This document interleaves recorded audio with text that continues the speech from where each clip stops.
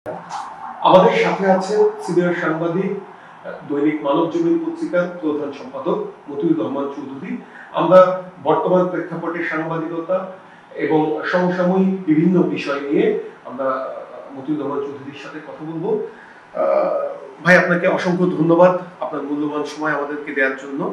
আমি শুরুতেই আপনার কাছে জানতে চাই যে বিষয়টি 5 আগস্টের পরে আপনি যদি দেখেন যে ভারতীয় গণমাধ্যম আমাদের দেশের হিন্দুদের উপর নির্যাতন নিয়ে নানা ধরনের প্রোপাগান্ডা ছড়াচ্ছে। আমি বেশ কয়েকজন হিন্দু নেতার সাথেও কথা বলেছি।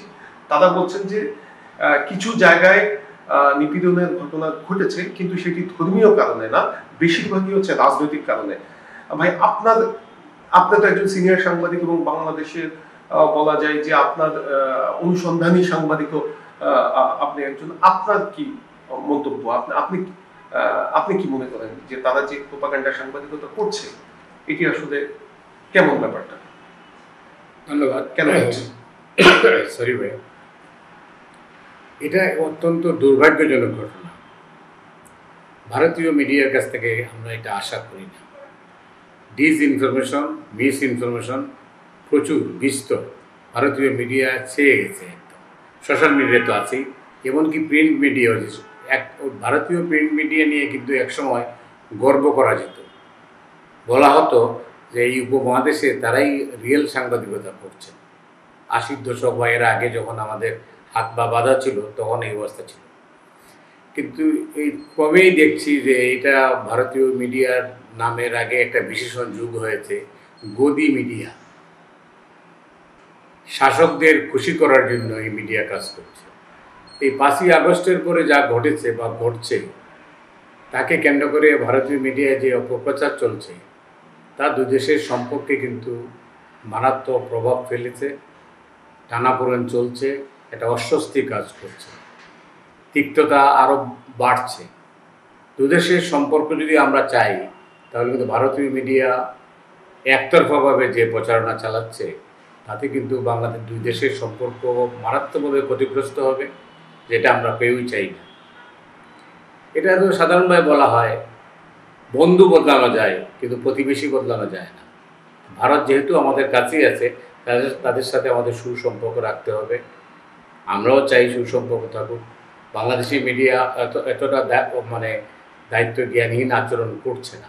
কিন্তু এই মিডিয়ার কাছ থেকে ভারতীয় মিডিয়া যদি আমরা যেভাবে দেখতেছি ক্রমাগত তারা যেভাবে প্রচারণা চালাচ্ছে তাতে কিন্তু বাংলাদেশের জনমানুষের মধ্যে ভারত বিরোধী প্রচারণা, ভারত বিরোধী মনোভাব আরও বেশি বাড়বে। এতে কেউই লাভবান হবে না। আপনি নিশ্চয়ই জানেন যে এই উপমহাদেশের কয়টা দেশের মধ্যে পাকিস্তানের সাথে সম্পর্ক তাদের খারাপ, নেপালের সাথেও খারাপ, ভুটানের সাথে খারাপ, মালদ্বীপের সাথে খারাপ, শ্রীলঙ্কার সাথে আছে খারাপ ভালো মিলে। তো এই অবস্থায় বাংলাদেশের সাথেও যদি সম্পর্কটা একতরফা হয়ে যায়, তারা যদি মনে করে যে নালি আওয়ামী লীগের সঙ্গেই সম্পর্ক রাখবো, অন্যদের সাথে সম্পর্ক রাখবো না, তাহলে এই সম্পর্ক কোনোদিনই সামনের দিকে এগিয়ে নিয়ে যাওয়া যাবে না।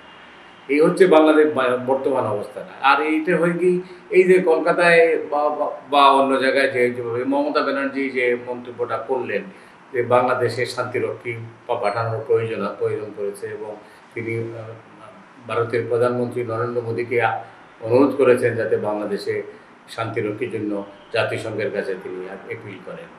এই পরিস্থিতি কি বাংলাদেশে আছে? বাংলাদেশে তো আমার মনে হয় খুব বিচ্ছিন্ন কিছু ঘটনা ছাড়া আর কোথাও ঘটেনি। ভারতে অহরহ ঘটছে, তাও বাংলাদেশের মানুষ লক্ষ্য করবেন।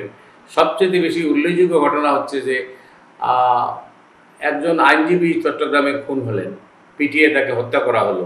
এরপরেও কিন্তু কেউ একটা ঢিলও মারে নাই কেউ। এই বাংলাদেশ তো আমরা আগে দেখিনি। এটাই একটা নতুন বাংলাদেশ, যে বাংলাদেশের মানুষ আসলে সৌহার্দ্যপূর্ণ সম্পর্ক চায়। এর আগে সাম্প্রদায়িক উস্কানিতে তারা পা দেয়নি। এটা আমরা আগে দেখিনি। আমি তো 52 বছরের সাংবাদিকতা জীবনে আমি এটা কখনো দেখিনি যে এইরকম পরিস্থিতির মুখোমুখি হয়েছে বাংলাদেশ। তারপরে একটা ঢিল কেউ মারেনি। বাঁতুল মুকাররম মসজিদ থেকেও এই বিরাট মিছিল করে রাস্তায় কোনো পরিস্থিতি তৈরি করা হয়নি। তো এইটার থেকে তো ভারতের রাজনৈতিক নেতারা এটা নিশ্চয়ই বুঝবেন। আপনি নিশ্চয়ই জানেন যে এর পেছনে রাজনৈতিক কারণ আছে। তো রাজনৈতিক কারণ যেটা আগেই বললাম যে তারা এক দলের সাথেই সম্পর্ক রাখতে চেয়েছিলেন। তো এটা তো তারা ভাবেন নাই এই যে এত 1,500-এরও বেশি ছাত্র জনতা খুন হলো, সেটা তো তখন তারা উদ্বেগ প্রকাশ করেন নাই। এখন তারা উদ্বেগ প্রকাশ করছেন যখন বাংলাদেশ একদম শান্ত, বাংলাদেশে কোথাও কোনো ঘটনা ঘটছে না, তারপরেও তারা উদ্বেগ প্রকাশ করছেন। দেশে বিদেশে বিভিন্ন আন্তর্জাতিক মানে ফোরামগুলোতেও তারা কথা বলতে শুরু করেছেন। আমি মনে করি যে এটা এই মুহূর্তে এটা কাম্য না। ভাই, যেটি হচ্ছে আপনি কিছুক্ষণ আগে বলছিলেন, আমি বেশ কয়েকজন বিশ্লেষকের সাথেও কথা বলেছিলাম, তারা যেটি বলছেন যে একটি পক্ষ বাংলাদেশে সাম্প্রদায়িক দাঙ্গা লাগানোর এক ধরনের চেষ্টায় লিপ্ত আছে। মানে এটি মানে এটি আসলে কেন, এবং আপনার কি মত, আপনি কি মনে করছেন যে এটা প্রশ্নের সহজ উত্তর। এর থেকে তারা রাজনৈতিক ফায়দা তুলতে চান। তারা মনে করেন যে যেটা স্বাভাবিক, 5ই আগস্ট যে সরকার মানে এখান থেকে উৎখাত হয়েছে, তো তাকে পুনঃপ্রতিষ্ঠিত করার জন্য একটা প্রয়াস আছে, স্বাভাবিক থাকতেও পারে তাদের মনের মধ্যে। কিন্তু এটা কি কার্যকর হবে? দুনিয়া তো দেখছে, পৃথিবী মানুষ তো, দুনিয়াটা তো একটা গ্লোবাল ভিলেজের মতো। এখন সব কিছুই কিন্তু মানুষ ঘরে বসে জানতে পারে কোথায় কী ঘটেছে। ভারতের থেকে যদি তারা মনে করেন যে এর থেকে সুবিধা নেবেন, আমার মনে হয় না এটার থেকে খুব একটা সুবিধা হবে। তবে দাঙ্গাটা আমাদের জন্য ক্ষতিকর হবে, দেশের জন্য ক্ষতিকর হবে, বাংলাদেশ ক্ষতিগ্রস্ত হবে। তবে আবার আমি এটুকু বলি, বাংলাদেশের এখন যারা ক্ষমতায় আছেন তাদের দায়িত্ব কিন্তু অনেক বেশি।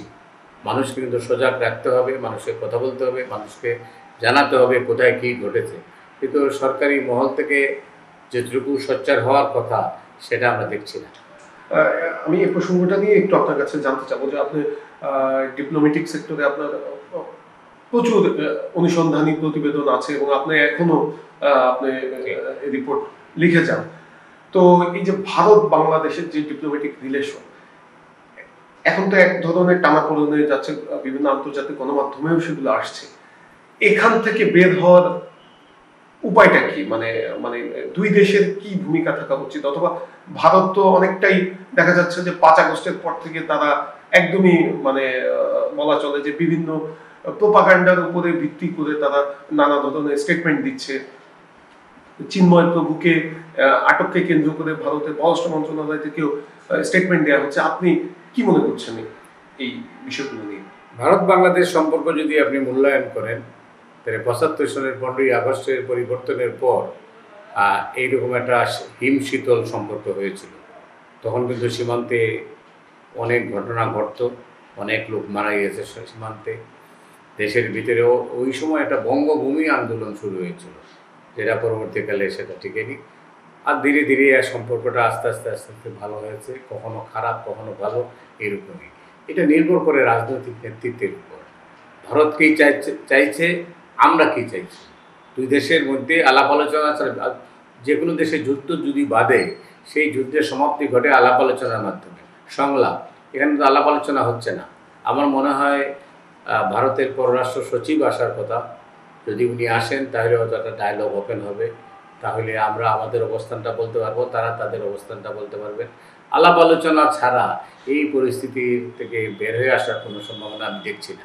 কারণ আমাদের মধ্যে এখন যেটুকু হচ্ছে তাতে কিন্তু পুরোপুরি দুই দেশের মধ্যে একটা যুদ্ধদেহী মনোভাব হচ্ছে। তারাও মনে করে যে আমরা বোধহয় অন্যদিকে চলে যাচ্ছি। তারা তাদের ধারণা তারা যেটা বলে থাকে যে বাংলাদেশ বোধহয় এক্সট্রিম ইসলামিস্টদের হাতে চলে যাচ্ছে দেশটা। এটা সত্য না, এটা বাস্তব না। বাংলাদেশের মানুষ ধর্মপ্রাণ, কিন্তু মানুষ কিন্তু মৌলবাদী চিন্তায় এখনও বিশ্বাস করে না। কারণ অনেকেই আছেন যেটা চাইতেছেন, চাইবেন, অনেক দেশেই চায়, আমাদের দেশেও আগে এটা এরকম যে হয় নাই তা না। কিন্তু এটা নেতৃত্বের উপর নির্ভর করে।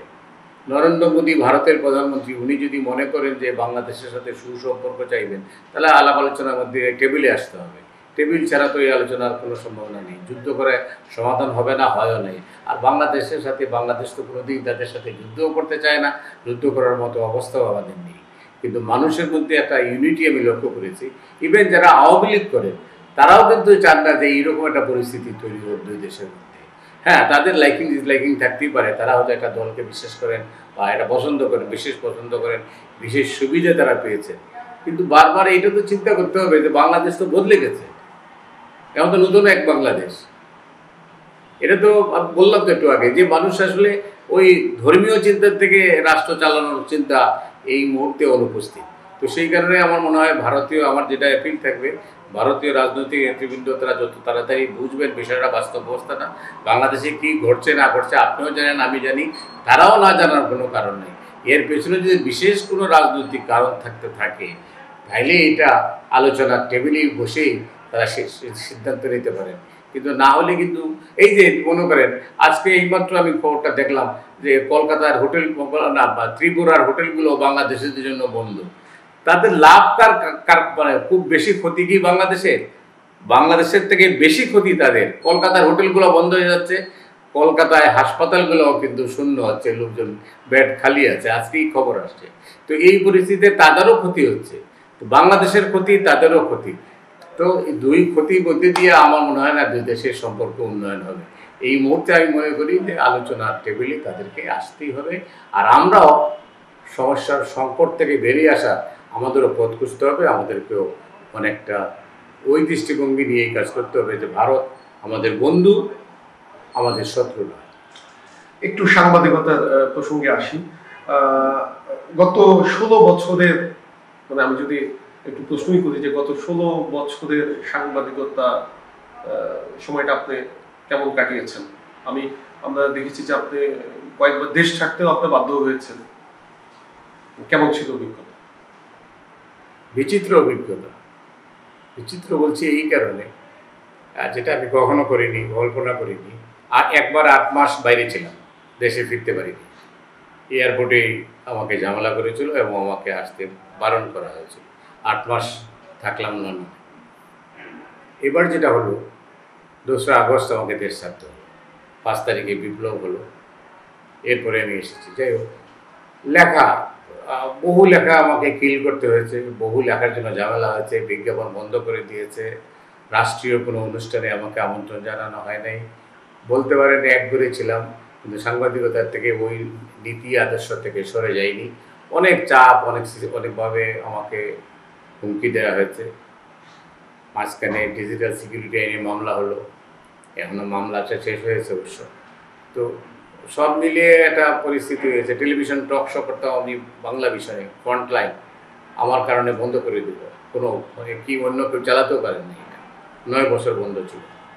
তো বিশেষ করে চ্যানেল আইতে রাতের বেলা যে অনুষ্ঠানটা আমি করি, আজকের সংবাদপত্র, সেখানতেও আমাকে অনেক সময় সরে আসতে হয়েছে। এই প্রফেসর ইউনূস সাহেবের বিরুদ্ধে বলতে হবে, এই কারণে আমি বলছি 7 দিন আমি আসছি না। এই ইস্যুটা 7 দিন থাকবে, যখন ওনার বিরুদ্ধে মামলা শুরু হবে।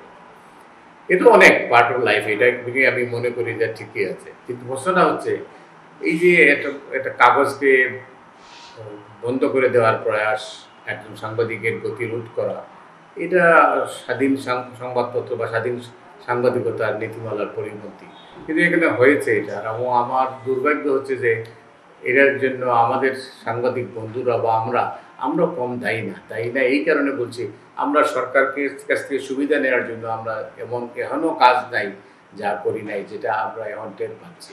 আমরা সেই প্রসঙ্গতেই একটু আসছিলাম যে সিনিয়র সাংবাদিকদের ভেতরে তো আমরা এটাও দেখেছি, যার কারণে 5 আগস্টের আগে আমরা যারা মাঠ পর্যায়ে রিপোর্টার, তাদেরকেও মাঠে কাজ করতে যে তাদের বিতর্কিত ভূমিকার কারণে আমাদেরকেও হিমশিম খেতে হয়েছে।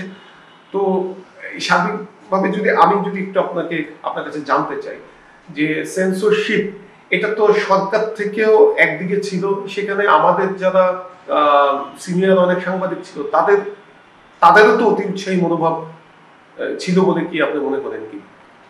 অবশ্যই একটা শব্দ আছে সেলফ সেন্সরশিপ, এটা তো আমাদের কারণেই এটা চালু হয়েছে। আমরা নিজেরাই সেন্সরশিপ করি, আমরা এইটুকু দিব, এইটুকু দেবো না, অফিসকে দিব সুবিধা নেওয়ার জন্য। আর আমরা সংবাদ সম্মেলনগুলোতে আমরা যা করেছি এটা তো নজিরবিহীন ঘটনা, যে কারণে আমাদের মূল্য দিতে হচ্ছে। এটা আমার মনে হয় এটা তো সিনিয়র সাংবাদিকদের কাছ থেকে এটা আমরা আশা করিনি। আমাদের বন্ধুবান্ধবরাই অনেকেই এটার সাথে জড়িত। কিন্তু আমি জানি না, দিনের শেষে আপনাকে তো, আমাদের দুর্ভাগ্য হচ্ছে আমাদের একসময় পরিচয় হয়েছিল আমি আওয়ামী লীগ, পরে সাংবাদিক। আমি আগে সাংবাদিক, এই কথাটা আমি ভুলে গিয়েছিলাম।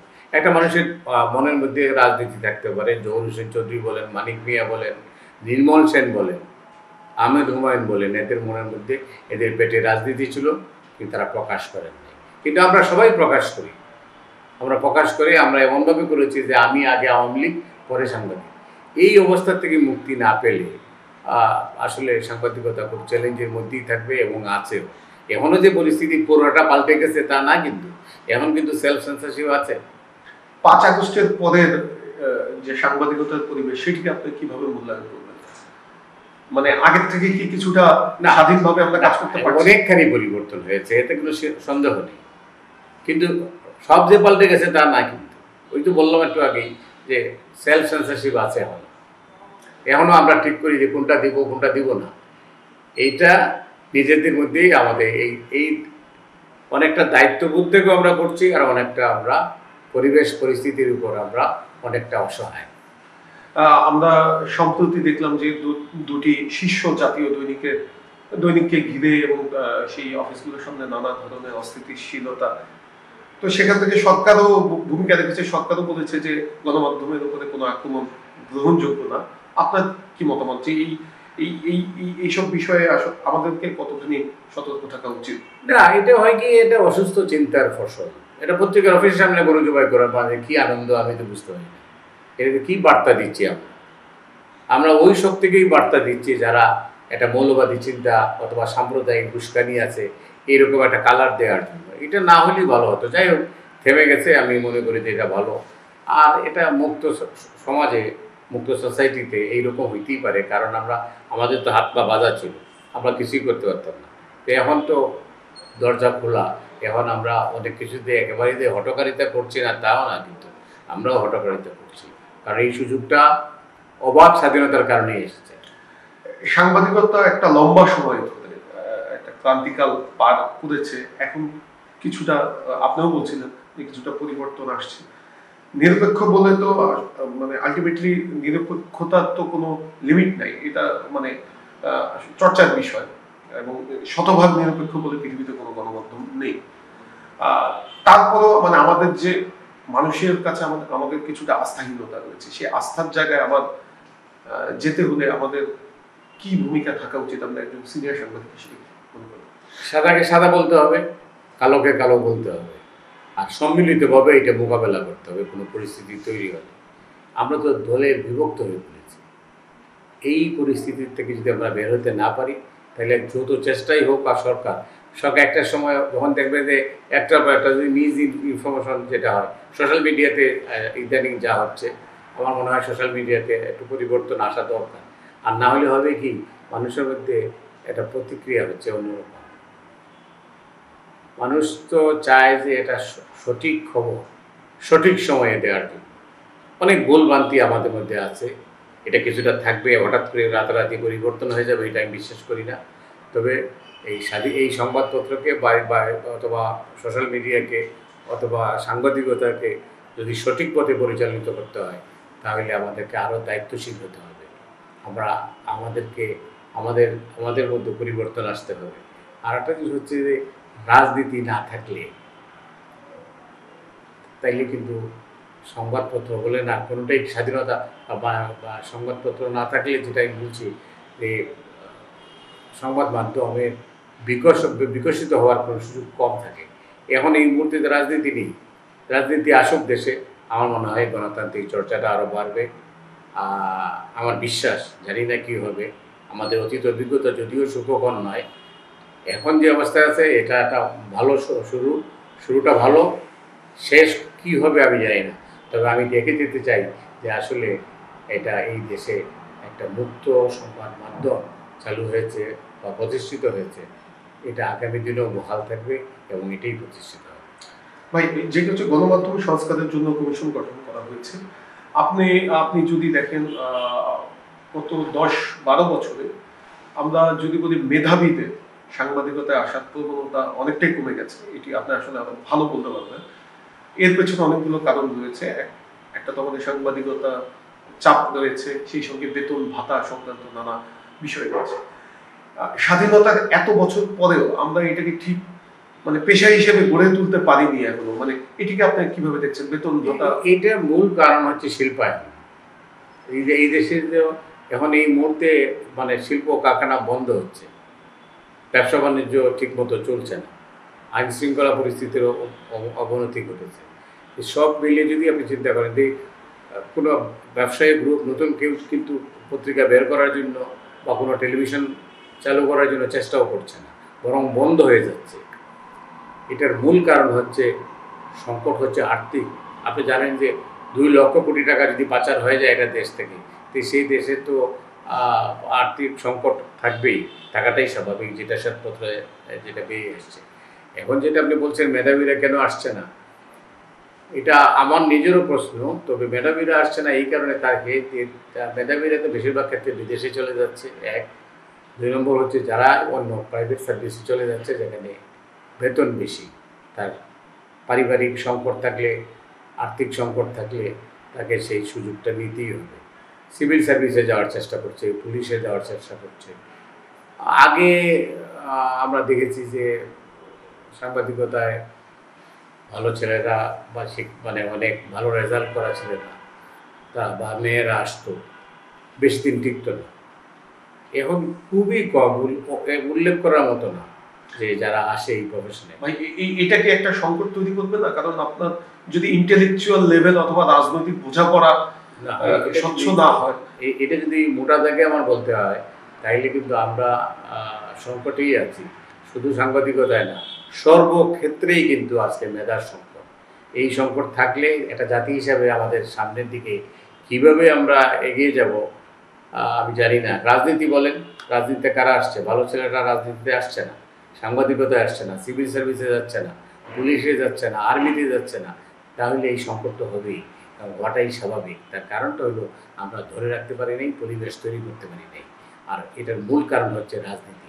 এই অসুস্থ রাজনীতির কারণে আমরা আজকে আমাদের মনে হয় মেধার সংকটের মধ্যে পড়েছি। এই সংকট আমাদেরকে বড় ধরনের সংকট তৈরি করতে পারে, দেশটাকে অস্তিত্ব সংকটের দিকে ঠেলে দিতে পারে।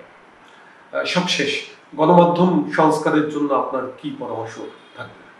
সংস্কার কমিশন যেহেতু কাজ করছে, এটা ভালো দিক হোক, কিন্তু আমার আবার ব্যক্তিগত আশঙ্কা আছে।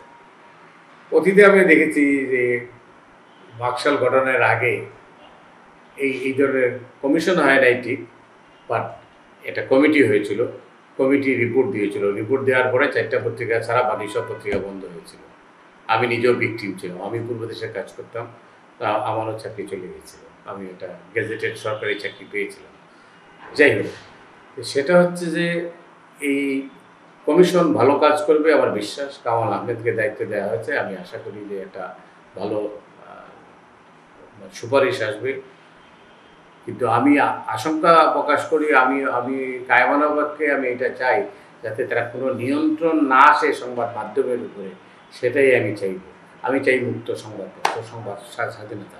আমার হাতটা বাধা থাকলে আমি মনে করি যে আমাকে গলা টিপে হত্যা করা হচ্ছে। তাই আমি বলবো, আমি আশা করব যে তারা এমন কোনো সিদ্ধান্ত বা এমন প্রকাশ, তারা দায়িত্বশীল অবস্থান থেকে তারা সংবাদ মাধ্যমের অবাধ স্বাধীনতার পথকে আরও প্রশস্ত হয়, বিকশিত হয় সংবাদপত্র, সেই লক্ষ্যে তারা কাজ করবেন, আর কোনো নিয়ন্ত্রণ আসবে না।